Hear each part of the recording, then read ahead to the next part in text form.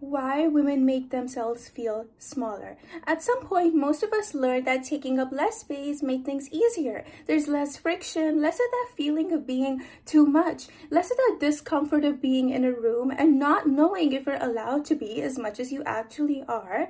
And the thing is, it worked. In the short term, people were more comfortable with you, situations felt less tense, and you got the version of you that was likable, and it felt like a relief in that moment. But here's what nobody told you about what that trade was actually costing you, and why making yourself smaller has been working against you in a way.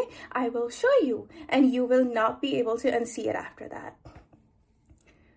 The confusing part about this pattern is that the feedback spiral is delayed. So you make yourself smaller, the situation is relaxed, and now people like you. So now your brain ticks and says, this works. But what also happens underneath is invisible. Over time, people are forming a perception of you, and that picture is being built from every signal that you send, from how you act. And this signal includes the time when you go quiet, or when you take up less space than you occupy. And these signals are telling people something about you that you never intended to tell them. And the fact that you didn't mean to send them this signal, it will not stop other people from receiving it. And this is explained by ingratiation in psychology.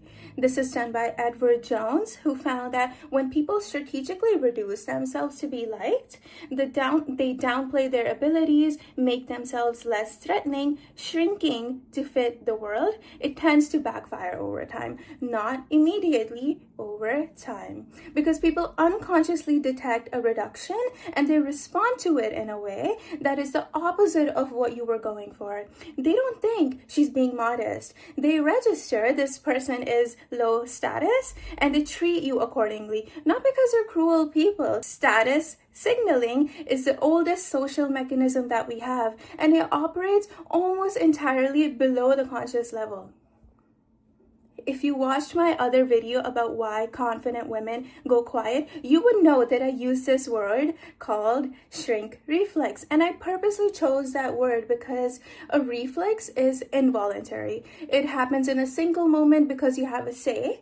And what I want to talk about today is what happens when that becomes a habit. And when it stops being a response to one high-stakes situation, it starts being the default way that you act. And that shift from just a reflex action to a constant pattern is where that shrinking tact is living. And I want to be specific about what actually happens when you make yourself smaller.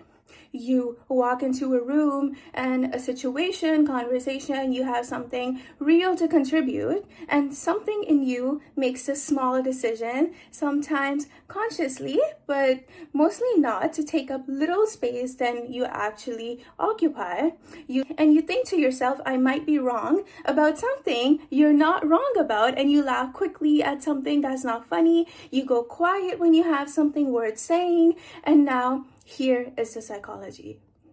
Edward Jones is one of the most cited social psychologists, and he spent years studying this. The behaviors people use to make themselves more likable. And what he found is when you strategically reduce yourself, you're not actually sending the signal that you think you're sending. You are thinking, I am needed to be around. I am not threatening. I am likable. And at the surface level, in that moment, you are likable. Yes, people are relaxed and the friction goes down. You get the version of comfortable that feels like relief. But underneath that, at the level of social cognition, there is a below conscious awareness that is a completely different signal that is also landing at the same time. The one you never intended to send. And that signal is, I am not sure I am supposed to be here fully. I am not sure my full presence is accepted. I am making myself smaller because I do not fully believe I am entitled to take up the space that I actually take.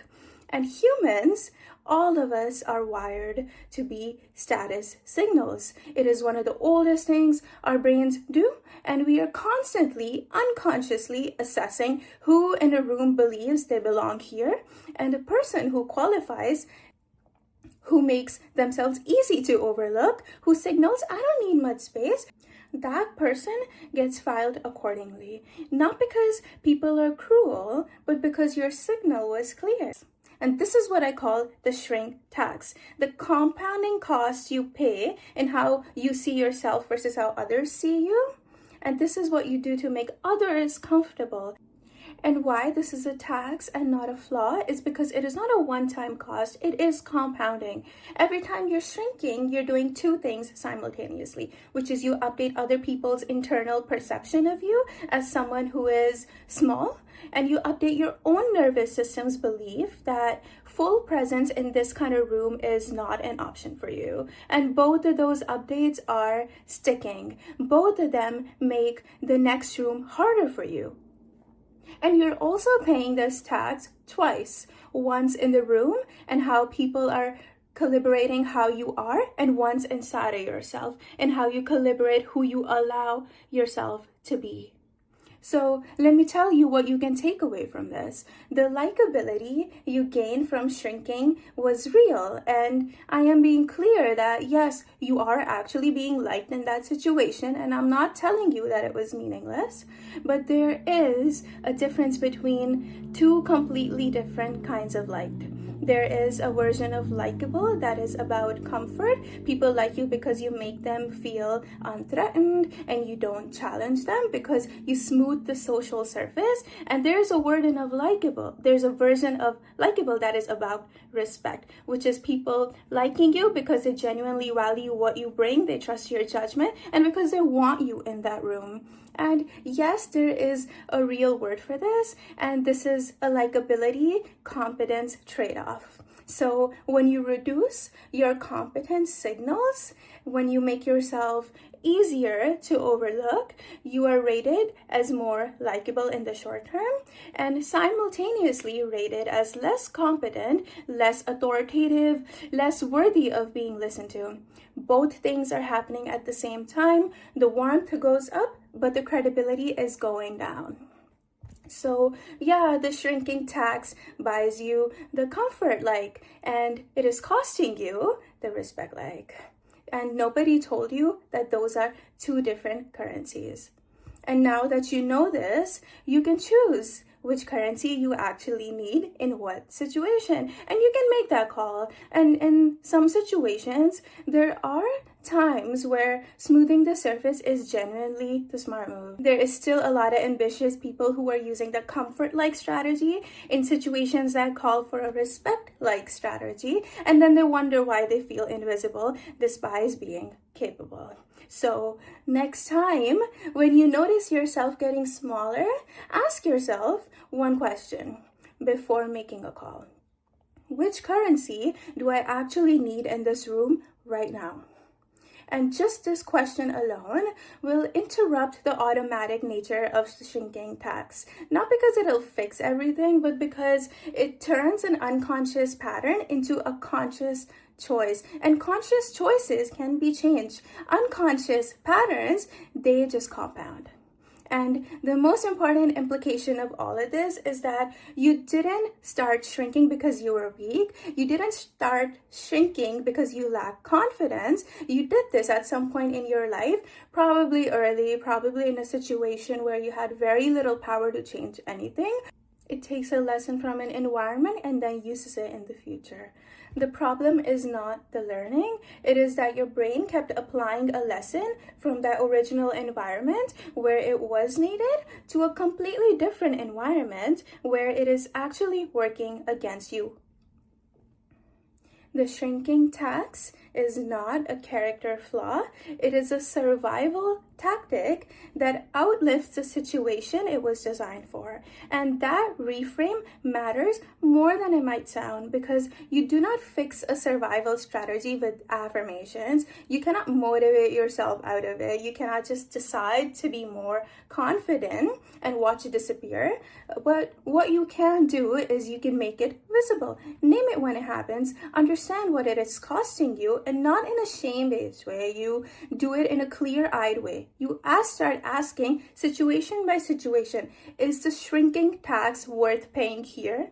Sometimes the answer will be yes. Sometimes strategic comfort like is the genuine move, and at least it'll be a choice this time. And yes, there is a big difference between a reflex and a choice. So what does this actually change? It means that the women in your life who seem effortlessly